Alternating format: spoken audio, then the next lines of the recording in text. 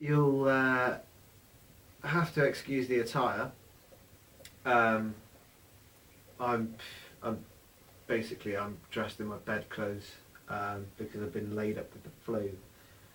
But when I have a thought, sometimes it leaves my mind and I forget about it. So I thought the best thing to do with this one would just be to get it out there straight away.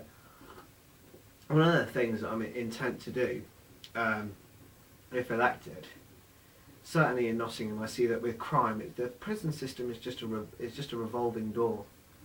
Um, and while I see that there seems to be a lot of talk about punishment, that people obviously when they go to court they're punished based on the nature and severity of their crime.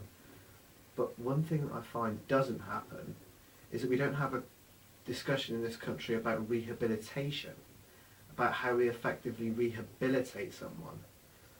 If someone goes to prison for once they've committed a crime, say for instance somebody goes to prison for shoplifting, they've stolen a packet of bacon from Tesco's for instance, and they've been arrested, charged, go to court, get sentenced to 30 days, which I think is the minimum sentence for theft.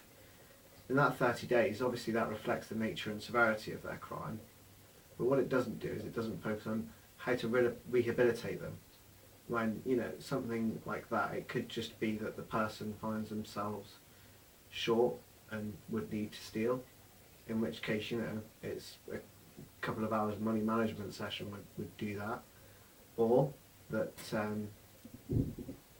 that they have a deep-seated psychological desire to steal. Again, psychology, a couple of sessions with a psychologist might work that one out.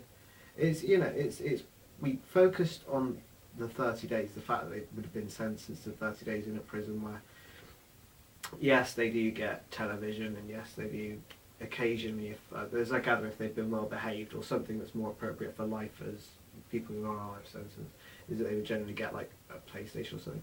It does have a sort of easier feel to it than, but what isn't focused on is the actual rehabilitation of the person themselves. And I think that without that focus on rehabilitation, somebody is going to come out, they're going to reoffend, and then once they've reoffended, they're going to go back in, and nothing's going to be done, and it's just a revolving door prison system. When that can impact as deeply on a society or on an area of Nottingham, as East Nottingham it is, people don't generally tend to, it's something that's really overlooked.